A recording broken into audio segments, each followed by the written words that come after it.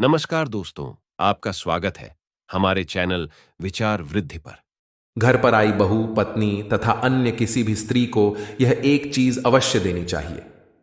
दोस्तों, एक बार नारद जी भगवान श्री कृष्ण से मिलने के लिए द्वारिका पधारते हैं। नारद जी को देखकर भगवान श्री कृष्ण कहते हैं, हे देवर्षि, द्वारिका में आपका स्वागत है। आज किस प्रयोजन से द्वारिका में आपका आगमन हुआ है? नारद जी कहते हैं, हे प्रभु, आप सब कुछ जानते हैं, फिर भी पूछ रहे हैं। फिर भी आप आज्ञा दे तो आपसे कुछ पूछने की चेष्टा करता हूं। हे प्रभु, एक स्त्री पुरुष से सबसे अधिक किस चीज की इच्छा रखती है? जब एक कन्या विवाह के बाद अपने ससुराल में जाती है तो वह अपने ससुराल वालों से तथा अपने पति से सबसे अधिक किस चीज की मांग रखती है, जो सुवर्ण, गहने, वस्त्र, भोजन आदि से भी बढ़कर है? तब भगवान श्री कृष्ण कहते हैं, हे देवर्षि, आपने बहुत ही उत्तम प्रश्न किया है। आपके इस प्रश्न में संसार की समस्त स्त्रियों का कल्याण छिपा हुआ है। आपके इस अत्यंत महत्वपूर्ण प्रश्न का उत्तर देवी नंदा की कथा में छिपा हुआ है। देवर्षि कहते हैं, हे प्रभु, ये देवी नंदा कौन थी? उनका आचार विचार कैसा था? मैं देवी नंदा के विषय में जानने के लिए उत्सुक हूं। कृपया आप मुझे देवी नंदा का वृतांत सुनाने की कृपा करें। भगवान श्री कृष्ण कहते हैं, हे देवर्षि, देवी नंदा गुणवान, मनोकामना को पूर्ण करने वाली गाय थी। केवल नंदा का नाम अपने मुख से लेने मात्र से ही पापों का नाश होता है।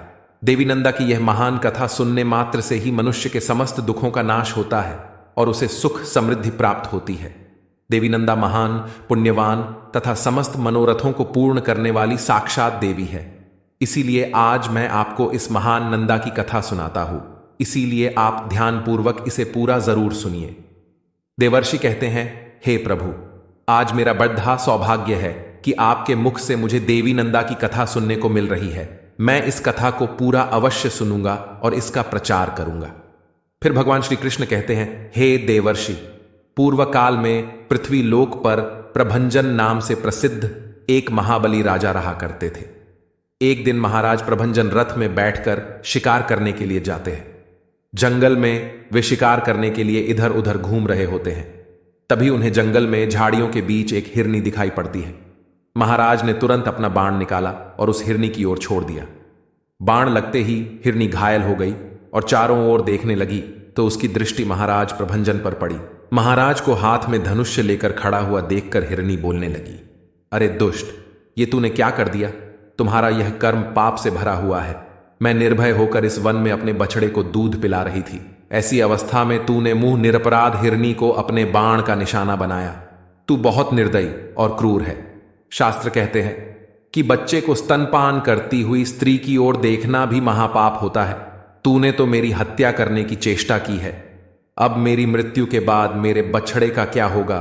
उसकी रक्षा कौन करेगा? हे निर्दयी राजा, तेरे इस पाप के लिए मैं तुझे श्राप देती हूं कि तू इसी क्षण कच्चा मांस खाने वाला व्याघ्र हो जा और इसी वन में तू निवास कर। उस हिरनी का श्राप सुनते ही महाराज प्रभंजन के पसीने छूटने लगे और वह हिरनी से क्षमा याचना करने लगा। महाराज उस हिरनी के सामने बैठकर हाथ जोड़कर प्रार्थना करने लगा, हे कल्याणी, मुझे क्षमा करो। मैं नहीं जानता था कि तू बच्चे को दूध पिला रही है। मैंने अनजाने में ही तेरा वध किया है।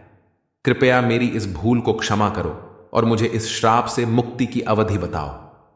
फिर वह हिरनी कहने लगी, हे राजन, आज से 100 वर्ष बीत जाने के बाद इस वन में नंदा नाम की गाय आएगी। वही तुझे इस पाप से मुक्ति दिलाएगी। और फिर राजा तुरंत ही एक बाघ के रूप में बदल गया। उस बाघ का आकार बहुत ही बड़ा और घोर भयानक था। वह बाघ उसी वन में काल के वशीभूत रहते हुए मृगों को, अन्य चौपाइयों को तथा मनुष्यों को भी मारकर खाने लगा। वह बाघ स्वयं की निंदा करते हुए कहता था, हाय, अब मैं फिर से कब मनुष्य शरीर धारण करूंगा? इस बाघ की योनि में रहकर मेरे द्वारा पुण्य नहीं हो सकते। एकमात्र हिंसा ही मेरी वृत्ति है। इसके द्वारा तो मुझे सदा दुख ही प्राप्त होंगे। इस प्रकार से कैसे मैं इस श्राप से मुक्त हो पाऊंगा? जब उस वन में रहते हुए 100 वर्ष बीत गए, तब एक दिन वहां पर गायों का एक बहुत बड़ा झुंड उपस्थित हुआ। उस वन में घास और जल की विशेष सुविधा थी। उसी कारण से गायें वहां पर चरने के लिए आई थी। उस गायों के झुंड में एक बहुत ही सुंदर तथा संतुष्ट रहने वाली गाय थी। उसका नाम था नंदा। वही उस झुंड की प्रधान थी तथा सबसे आगे निर्भय होकर वह चला करती थी। एक दिन वह अपने झुंड से बिछड़कर चरते चरते उस बाघ के सामने पहुंच गई। बाघ उस गाय को देखते ही खड़ा हो गया और उसके पास जाकर कहने लगा, हे गाय, आज विधाता ने तुझे मेरा ग्रास नियत किया है, क्योंकि तू स्वयं यहां चलकर आई है। उस बाघ के रोंगटे खड़े कर देने वाले निष्ठुर वचन सुनकर उस गाय को अपने बछड़े की याद आने लगी। उसका गला भर आया और वह रोते हुए अपने बछड़े के लिए हुंकार करने लगी। उस गाय को रोता हुआ देखकर वह बाघ बोला, अरे गाय, क्यों रोती हो? इस संसार में सभी प्राणी अपने कर्मों का फल ही भोगते हैं। तू खुद मेरे पास चलकर आई है, इससे जान पड़ता है कि तेरी मृत्यु आज ही लिखी हुई है। फिर तू व्यर्थ ही शोक क्यों कर रही है? अच्छा तो बता, तो रोई किस लिए?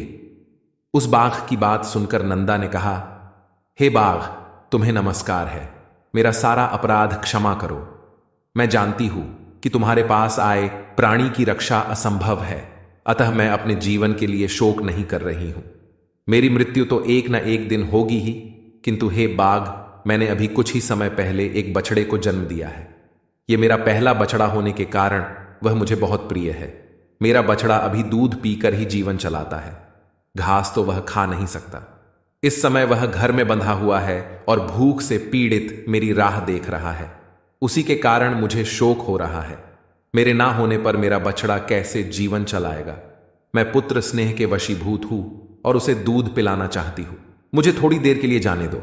मैं अपने बछड़े को दूध पिलाकर प्यार से उसका मस्तक चाटूंगी और उसे कुछ उपदेश देकर अपनी सहेलियों से उसकी रक्षा करने का वचन लेकर तुम्हारे पास लौट आऊंगी। उसके बाद तुम इच्छानुसार मुझे खा लेना। यदि मैं फिर से लौट कर नहीं आई तो मुझे वही पाप लगेगा जो माता पिता का वध करने से लगता है, जो सोते हुए प्राणी को मारता है, जो एक बार अपनी कन्या का दान करके फिर उसे दूसरे को देना चाहता है। उन्हें जो पाप लगता है वही पाप मुझे लगेगा। इस पाप के भय से मैं पुनः लौट कर आऊंगी। नंदा की ऐसी शपथ को सुनकर बाघ को उस पर विश्वास हो गया और वह बोला, हे गाय, तुम्हारी इन शपथों पर मुझे विश्वास हो गया है, पर कुछ लोग तुमसे कहेंगे कि प्राण संकट में पड़ने पर विवाह में और गाय को संकट से बचाने में जो शपथ ली जाती है उसे तोड़ने पर पाप नहीं लगता, किंतु तुम इन बातों पर विश्वास मत करना। इस संसार में कितने ही ऐसे नास्तिक हैं जो मूर्ख होते हुए भी खुद को पंडित कहते हैं। वे तुम्हारी बुद्धि को भ्रम में डाल देंगे। जिनके चित्त पर अज्ञान का पर्दा पड़ा है वे तुच्छ मनुष्य कुतर्क लगाकर तुम्हें शपथ तोड़ने के लिए भी कहेंगे, लेकिन तुम अपने वचन का पालन करना। फिर नंदा बोली, हे बाघ, तुम्हारा कथन सत्य है, मैं वचन का पालन अवश्य करूंगी। फिर बाघ ने कहा, हे गाय, अब तुम जाओ, अपने पुत्र से मिलो, उसे दूध पिलाओ, उसका मस्तक चाटो तथा अपनी सहेलियों से मिलकर शीघ्र ही लौटकर यहां आ जाओ। फिर वह गाय उस बाघ से आज्ञा लेकर वहां से चली गई। उसके मुख पर आंसुओं की धारा बह रही थी। वह अत्यंत दुखी भाव से कांप रही थी। उसके हृदय में बड़ा दुख था। जैसे ही वह गोष्ठ पर पहुंची, उसने अपने बछड़े की पुकार सुनी और वह दौड़कर अपने बछड़े के पास पहुंच गई और आंसू बहाने लगी। अपनी माता को रोता हुआ देखकर बछड़ा बोला, हे माता, आज तुम अत्यंत डरी हुई दिखाई पड़ती हो, क्या हुआ? फिर नंदा बोली, बेटा, स्तनपान करो, यह हमारी अंतिम भेंट है। अब से तुम्हें माता का दर्शन नहीं हो पाएगा। आज एक दिन मेरा दूध पी लो, मुझे अभी लौट जाना है। मैं बाघ को वचन देकर आई हूं। भूख से पीड़ित उस बाघ को मुझे अपना जीवन अर्पण करना है। बछड़ा बोला, मां, तुम जहां जाना चाहती हो वहां मैं भी चलूंगा। तुम्हारे बगैर मैं कैसे जी पाऊंगा? तुम्हारे साथ मेरा भी मर जाना अच्छा है। तुम न रहोगी तो मैं अकेले भी तो मर ही जाऊंगा। यदि बाघ तुम्हारे साथ मुझे भी मार डालेगा तो निश्चय ही मुझको उत्तम गति मिलेगी जो मातृभक्त पुत्र को मिलती है। अतः मैं तुम्हारे साथ अवश्य चलूंगा। माता से बिछड़े हुए बालक का जीवन बहुत दुष्कर होता है। दूध पीने वाले बालक के लिए माता के समान संसार में दूसरा कोई नहीं है। माता के समान रक्षक, माता के समान आश्रय, माता के समान स्नेह, माता के समान सुख तथा माता के समान देवता इस लोक में तो क्या परलोक में भी नहीं है। फिर नंदा ने कहा, बेटा, मेरी मृत्यु नियत है, तुम वहां मत आना। जिसकी मृत्यु नियत है केवल उसी की होती है। तुम्हारे लिए मेरा यह अंतिम संदेश है। मेरे वचनों का पालन करते रहो, यही मेरी अंतिम इच्छा है। जल के समीप अथवा वन में घूमते समय कभी प्रमाद न करना। प्रमाद करने से सभी प्राणी नष्ट हो जाते हैं। लोभ करके ऐसी घास को चरने के लिए कभी मत जाना जो किसी दुर्गम स्थान में उगी हो, क्योंकि लोभ करने से सर्वनाश हो जाता है। लोभ के कारण विद्वान पुरुष भी भयंकर पाप कर बैठते हैं। और हर किसी पर विश्वास भी मत करना। लोभ, प्रमाद और हर एक पर विश्वास करना, इन 3 कारणों से प्राणी का नाश होता है। इन 3 दोषों का परित्याग करना चाहिए। बेटा, जिसने एक बार विश्वास तोड़ दिया हो उस पर कभी विश्वास नहीं करना चाहिए, और जिस पर अधिक भरोसा हो उस पर भी आंख बंद करके विश्वास नहीं करना चाहिए, क्योंकि दूसरों पर विश्वास करने से भय उत्पन्न होता है और विश्वास करने वाला ही नष्ट हो जाता है। दूसरों का तो क्या, अपने शरीर का भी विश्वास नहीं करना चाहिए। ये कब साथ छोड़ जाए इसका भी कोई भरोसा नहीं है। बेटा, तुम धर्म का चिंतन करो। मेरी मृत्यु से तुम्हें घबराना नहीं चाहिए, क्योंकि एक ना एक दिन सभी की मृत्यु होनी ही है। बेटा, तुम शोक छोड़कर मेरे वचनों का पालन करो। इतना कहकर नंदा अपने पुत्र का मस्तक चाटने लगी और अत्यंत शोकाकुल होकर रोने लगी। फिर वह अपने पुत्र को निहारते हुए अपनी सहेलियों के पास चली गई और अपने सहेलियों को सारी हकीकत बता दी। नंदा कहने लगी, हे सखियों, मैंने जाने अनजाने में यदि तुमसे कोई भी अप्रिय बात कह दी हो अथवा कोई अपराध किया हो तो उसके लिए तुम मुझे क्षमा कर देना। मेरे जाने के बाद मेरे बालक पर सदा क्षमा भाव रखना। मेरा बछड़ा दीन, अनाथ और व्याकुल है, उसकी तुम रक्षा करना। मैं तुम्हें उसे सौंप रही हूं, अपने पुत्र की भांति इसका पोषण करना। नंदा की बात सुनकर उसकी सखियों को बड़ा दुख हुआ। सभी सखियां आश्चर्य में पड़कर बोली, बड़े आश्चर्य की बात है। बाघ के कहने से सत्यवादिनी नंदा फिर से उस भयंकर बाघ के पास जाना चाहती है। स्वयं के प्राण बचाने के लिए शपथ और सत्य का त्याग करना चाहिए और शत्रु को धोखा देना चाहिए। सखियां बोली, हे नंदा, अपने बछड़े को छोड़कर तुम वहां पर मत जाओ। सत्य के लोभ से जो तू उस बाघ के पास जा रही है, यह तू अधर्म कर रही है। इस विषय में धर्मवादी ऋषि मुनियों ने कहा है, प्राणों पर संकट आने पर वचन का पालन न करने से पाप नहीं लगता है। यदि झूठ बोलकर प्राणों की रक्षा होती है तो वह अधर्म नहीं, धर्म ही कहा जाता है। फिर नंदा कहती है, हे सखियों, दूसरों के प्राण बचाने के लिए मैं भी झूठ बोल सकती हूं, किंतु खुद के प्राणों की रक्षा के लिए मैं झूठ नहीं बोल सकती हूं। यह अधर्म है। जीव अकेले ही गर्भ में आता है और अकेले ही मरता है। अकेले ही उसका पालन पोषण होता है तथा अकेले ही वह सुख दुख भोगता है। इसीलिए मैं सदा सत्य ही बोलूंगी। सत्य पर ही संसार टिका हुआ है। सत्य के कारण ही समुद्र अपनी मर्यादा का उल्लंघन नहीं करता। स्वर्ग, धर्म तथा मोक्ष सब सत्य के मार्ग पर चलकर ही प्राप्त किए जा सकते हैं। जो अपना वचन तोड़ता है वह अपने सभी पुण्य कर्मों को नष्ट कर डालता है। सत्य ही अगाध जल से भरा हुआ तीर्थ है। जो उस तीर्थ में स्नान करता है वह सब पापों से मुक्त होकर परम गति को प्राप्त करता है। 1000 अश्वमेध यज्ञ और सत्य वचन, ये दोनों अगर तराजू पर रखे जाएं तो सत्य का पलड़ा भारी होगा। सत्य ही उत्तम तप है। सत्य ही उत्कृष्ट शास्त्र ज्ञान है। संपूर्ण आश्रयों में सत्य का आश्रय ही श्रेष्ठ माना गया है। कितनी भी मुश्किल परिस्थिति खड़ी हो जाए, सत्य का पालन हमेशा करना चाहिए। सत्य के उच्चारण से बड़ा पापी भी स्वर्ग में पहुंच जाता है। इसीलिए मैं सत्य का परित्याग कभी नहीं कर सकती। नंदा के ऐसे वचन सुनकर सखियां बोलने लगीं, हे नंदे, तुम जगत के संपूर्ण देवताओं और दैत्यों द्वारा नमस्कार करने के योग्य हो, क्योंकि तुम परम सत्य का आश्रय लेकर अपने प्राणों का भी त्याग कर रही हो, जिनका त्याग करना बहुत कठिन है। हे कल्याणी, इस विषय में हम तुम्हारी बराबरी नहीं कर सकते। तुम तो धर्म का बीड़ा उठा रही हो। तुम्हारे इस महान त्याग से हमें यह यकीन है कि तुम्हारे पुत्र से वियोग नहीं होगा, क्योंकि जिस नारी का चित्त कल्याण मार्ग में लगा हुआ है उस पर कभी आपत्ति नहीं आती। यमराज भी उस प्राणी के प्राण नहीं लेते हैं।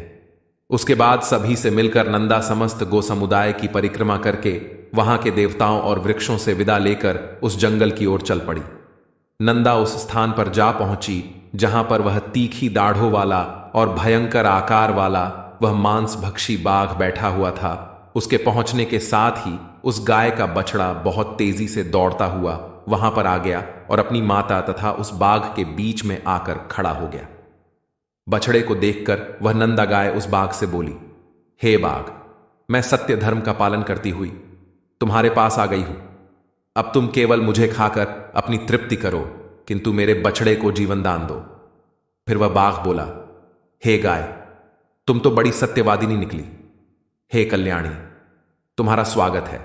जो अपने वचन का पालन करता है, जो सत्य की राह पर चलता है, उसका कभी अमंगल नहीं होता। तुमने यहां से जाने से पहले जो वचन दिया था, उसे सुनकर मुझे बड़ा कौतूहल हुआ था कि ये यहां से जाकर कैसे लौट सकती है।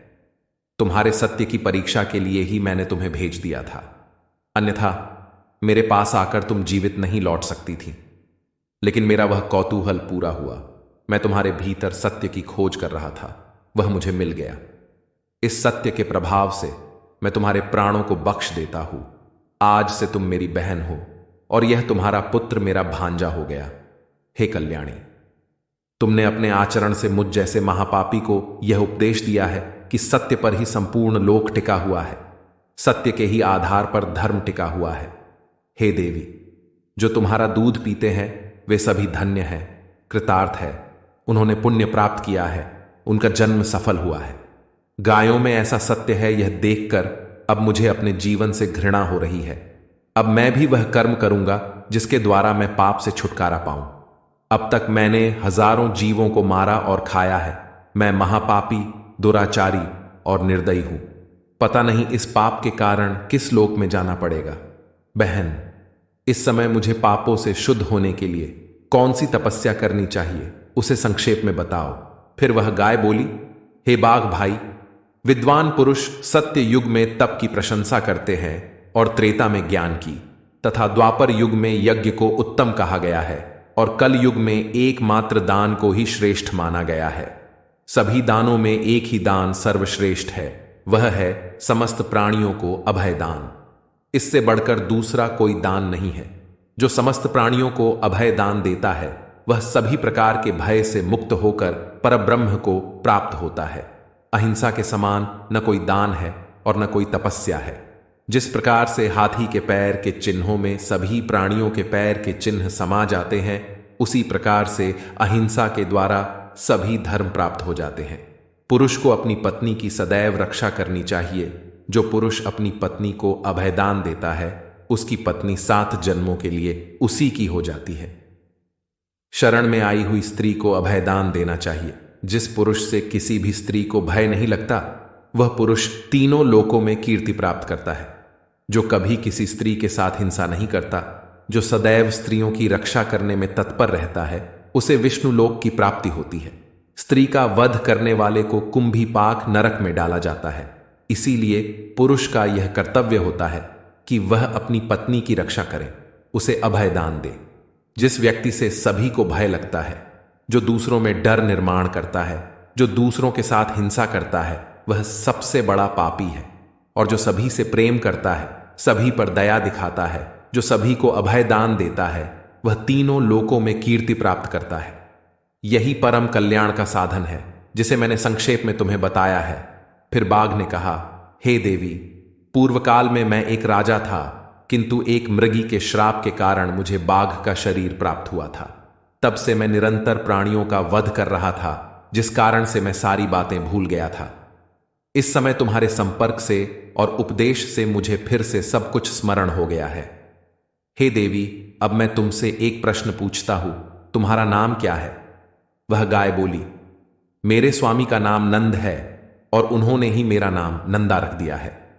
फिर जैसे ही नंदा का नाम कान पर पड़ा, राजा प्रभंजन श्राप से मुक्त हो गए और बाघ का रूप छोड़कर फिर से अपने पूर्व स्वरूप में लौट कर आ गए।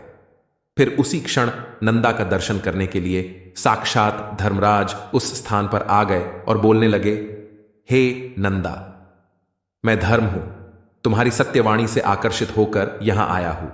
तुम मुझसे कोई श्रेष्ठ वर मांग लो। धर्म का वचन सुनकर नंदा ने यह वर मांगा, हे धर्मराज, आपकी कृपा से मैं अपने पुत्र सहित उत्तम पद को प्राप्त हो जाऊं। इस स्थान पर मौजूद जो सरस्वती नदी है, वह मेरे ही नाम से प्रसिद्ध हो और इसका नाम नंदा पड़ जाए। यह स्थान पर धर्म प्रदान करने वाला शुभ तीर्थ बन जाए। इस प्रकार से वर मांगने पर धर्मराज ने तथास्तु कहकर वहां से अदृश्य हो गए और नंदा अपने बछड़े के साथ उत्तम लोक को चली गई। तो दोस्तों, इस प्रकार से इस कथा के माध्यम से हमें पता चलता है कि सबसे बड़ा दान अभय दान है। कभी भी अपने माता पिता, पत्नी, मित्र आदि के साथ हिंसा ना करे, सभी से प्रेम करे और संसार के सभी प्राणियों को अभय दान प्रदान करे। यह कथा आपको कैसी लगी कमेंट करके जरूर बताएं। वीडियो अच्छा लगा तो इसे लाइक जरूर करें और कमेंट में जय गौ माता तथा जय श्री कृष्ण जरूर लिखें। साथ ही चैनल को सब्सक्राइब करें ताकि ऐसी ही आध्यात्मिक जानकारी आपको प्राप्त हो। आज की प्रस्तुति में बस इतना ही। आप सभी का धन्यवाद।